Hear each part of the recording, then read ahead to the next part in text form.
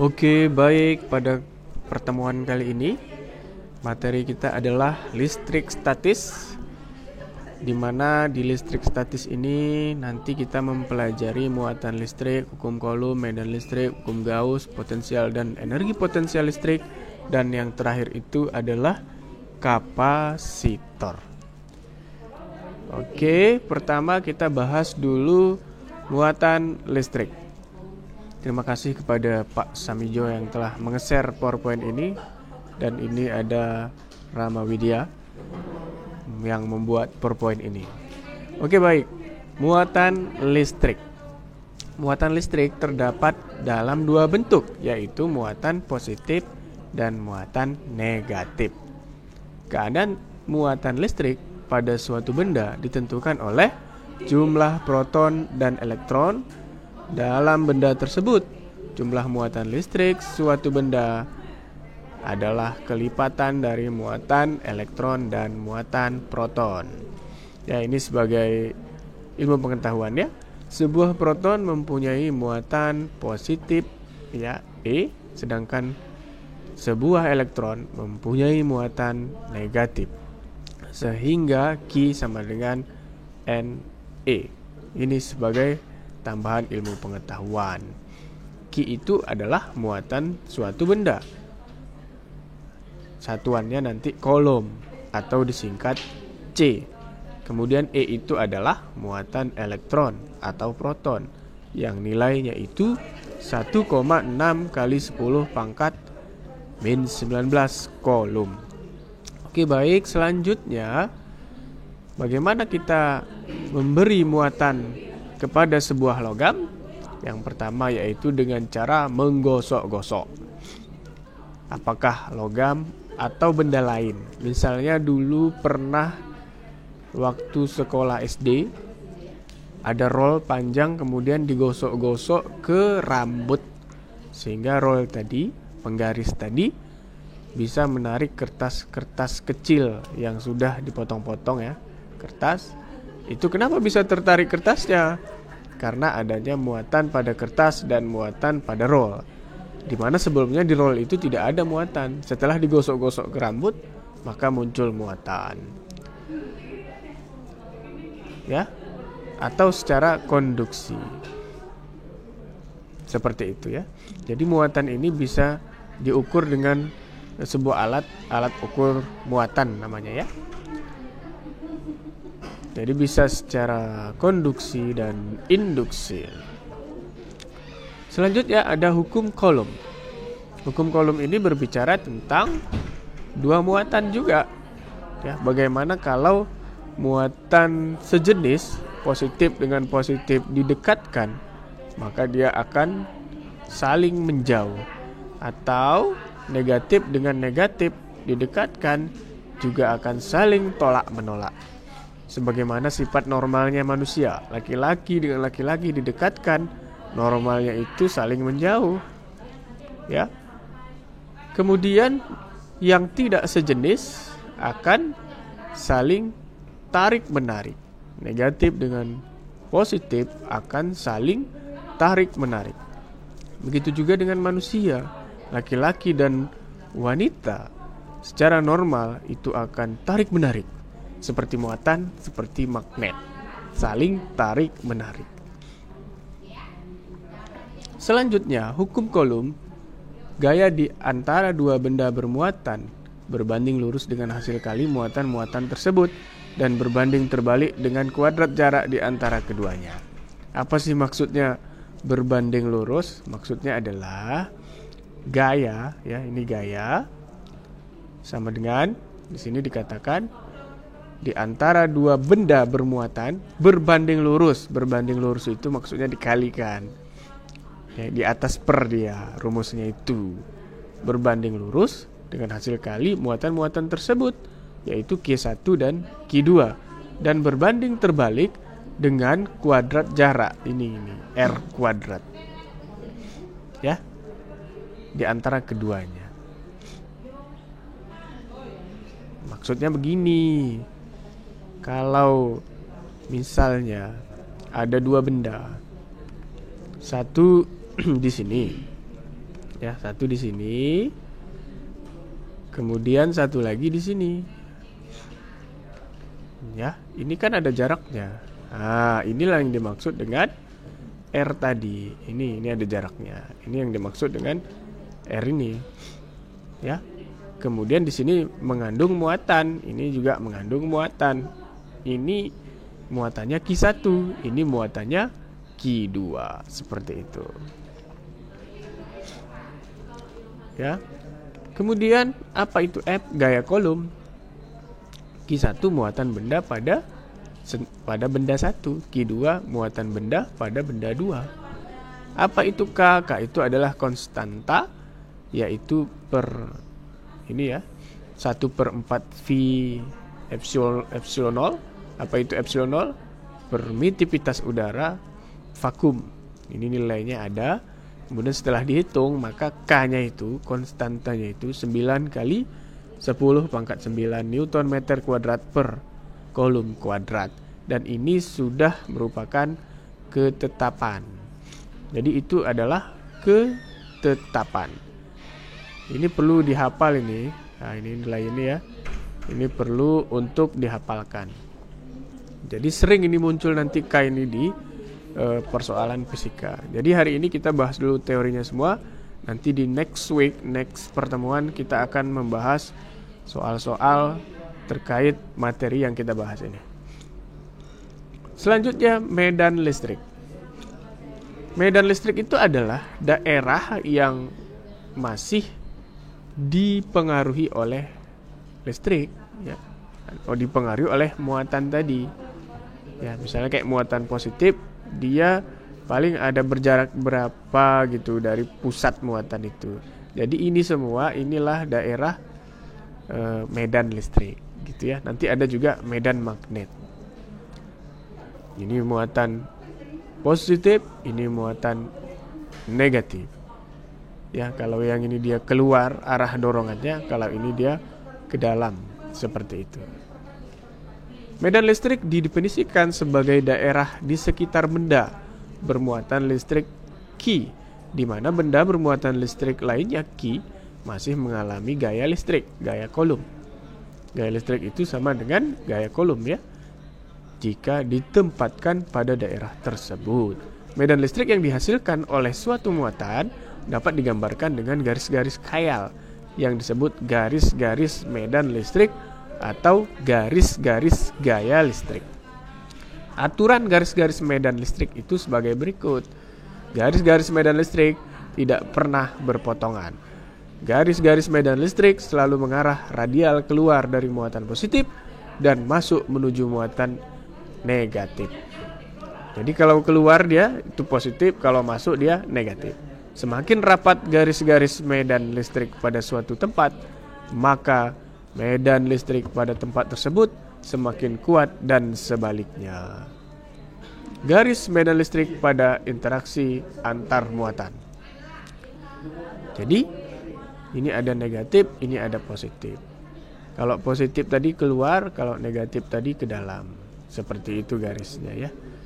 Berbeda jenis tarik menarik, kalau dia sejenis dia akan tolak menolak seperti ini ya. Tolak menolak seperti itu. Oke, selanjutnya kuat medan listrik. Kuat medan listrik didefinisikan sebagai gaya listrik yang bekerja pada muatan uji tiap satuan muatan. Kuat medan listrik dari muatan Q ketika sebuah muatan uji Q kecil, ini Q besar, ditempatkan pada jarak R dari muatan tersebut, maka rumusnya adalah kuat medan listrik itu adalah E sama dengan F per Q bisa kalau sudah didapatkan gaya listriknya, atau kaki per R kuadrat. Ya, E itu adalah kuat medan listrik. Seperti itu. Oke. Hukum Gauss. Hukum Gauss merupakan bentuk lain dari hukum Coulomb yang dapat digunakan untuk menghitung kuat medan listrik pada beberapa konfigurasi benda sederhana dengan menggunakan konsep flux listrik. Apa pula flux listrik? Flux listrik didefinisikan sebagai jumlah garis medan listrik yang menembus permukaan tertutup. Jadi garis medan listrik itu dia menembus benda padat, permukaan tertutup kayak magnet. Jadi Q sama dengan E, luas penampang, luas permukaan, cos theta. Jadi theta ini adalah sudut antara E dengan garis normal bidang. Ya. Apalagi flux listrik itu simbolnya seperti ini ya, bulat, mungkin ada huruf I gitu ya. Ini adalah satuannya Newton per kilometer kuadrat atau Weber. Sedangkan kuat medan listrik tadi Newton per coulomb. Luas penampang itu adalah meter kuadrat. Seperti itu. Hukum Gauss, jumlah garis medan listrik yang menembus suatu permukaan tertutup sebanding dengan jumlah muatan listrik yang dilingkupi oleh permukaan tertutup itu. Ya, ini rumusnya. Q sama dengan E kali A cos theta sama dengan Q per epsilon 0. Seperti itu. Keterangannya, yang mana yang belum tahu, semuanya sudah dijelaskan sebelumnya. Oke. Menentukan kuat medan listrik oleh muatan titik. Nah, ini rumus yang tadi. Ini rumusnya ya, R jarak tempat ke muatan titik. Menentukan kuat medan oleh bola konduktor. Kalau dia nanti yang di soal yang dinyatakan adalah muatan titik, maka ini rumusnya. Kalau di soal nanti ada bola konduktor, ya, maka ini rumusnya. Ini bola konduktornya. Ya. Kita tengok dulu bola konduktor ini. Dia memang bentuknya bulat, kemudian ada jari-jarinya, dan ada muatan-muatan positif. Kemudian untuk menghitung kuat medan listriknya adalah dengan menggunakan rumus ini. E sama dengan K kali Q per R kuadrat. Jadi ada R huruf besar, ada R huruf kecil, ya. Ini dia. Tapi sama itu, sama-sama jari-jari seperti itu. Oke. Selanjutnya E di luar bola, kalau ini adalah di permukaan bola. Bagaimana kalau di luar bola konduktor? Ini rumusnya, ya. E sama dengan nih kaki per R kuadrat. Oke, menentukan kuat medan listrik oleh plat luas dengan rapat muatan merata. Jadi di soal nanti akan disebut-sebutkan apakah bola konduktor, apakah oleh plat gitu ya, apakah di muatan titik, apakah di keping sejajar, itu disebutkan di soal. Maka kita tinggal mencocok-cocokkan rumusnya saja. Maka rumusnya adalah E sama dengan tau per 2 epsilon 0. Atau ini epsilon 0 tau sama dengan Q per A. Rapat. Ini adalah rapat muatan. Satuannya coulomb per meter kuadrat. Bagaimana kalau di keping sejajar, ya, di mana nanti ada keping sejajar kayak gini, ini sama bentuknya dan diletakkan sejajar. Bagaimana menghitung kuat medan listriknya? E sama dengan tau per epsilon 0. Ini di luar plat. Ya, E sama dengan 0 kalau di luar plat. Di dalam plat ini nilainya. Dihitung pakai rumus tersebut. Bagaimana kalau menentukan kuat medan listrik oleh muatan garis seperti ini? Maka rumusnya adalah ya, E sama dengan lambda. Lambda ini adalah panjang gelombang per 2 pi R epsilon 0. Epsilon 0 tadi juga sudah ada nilainya di awal-awal penjelasan tadi. Selanjutnya, potensial dan energi potensial listrik.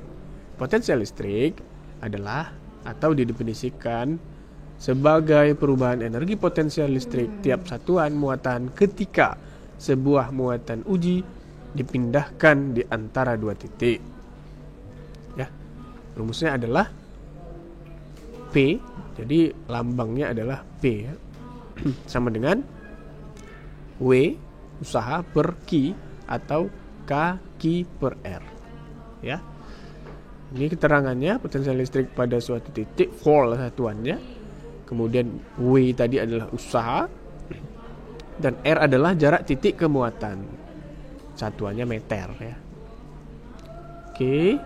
Jika terdapat beberapa muatan titik, maka dia pakai sigma, dijumlahkan aja.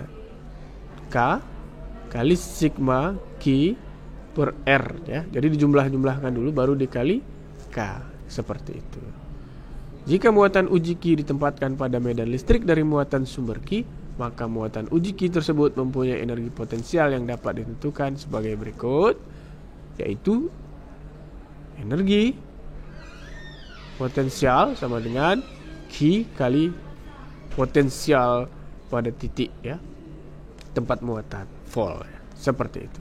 Terakhir, kapasitor. Apa kapasitor itu?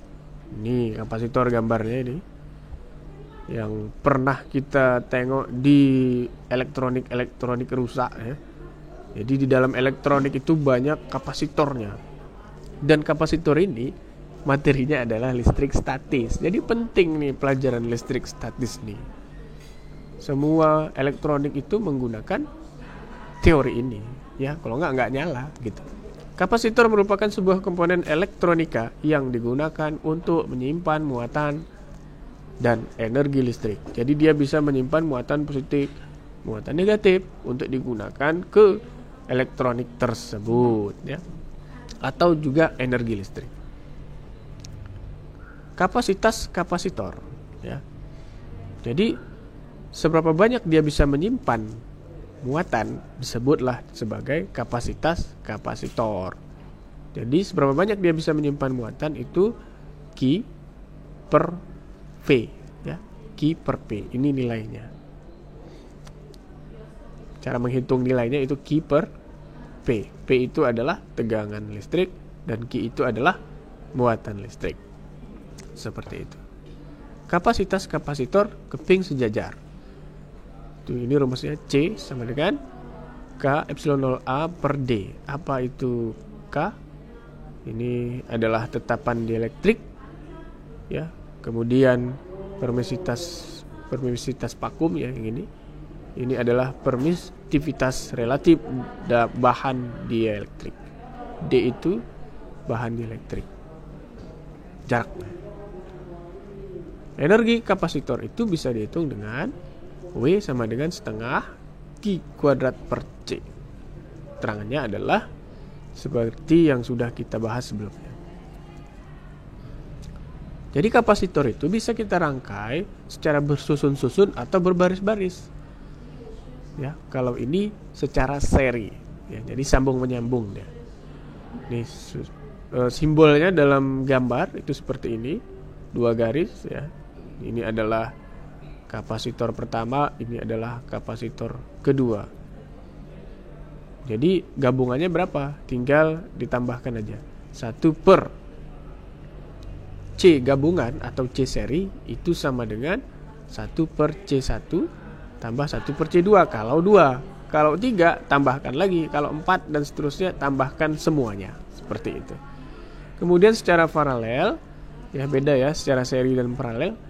Kalau paralel itu berbaris deh. Kayak gini ada cabangnya. Itu ciri-ciri paralel itu bercabang. Kalau seri itu nyambung aja ya, satu jalur aja semuanya. Tapi kalau dia paralel dia bercabang atau belok. Kanan atau kiri ya, gitu ya. Dia bercabang. Maka tinggal ditambahkan saja ya.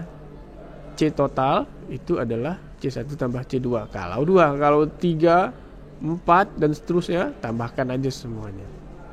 Oke, demikian penjelasan untuk listrik statis dan ini sudah semuanya.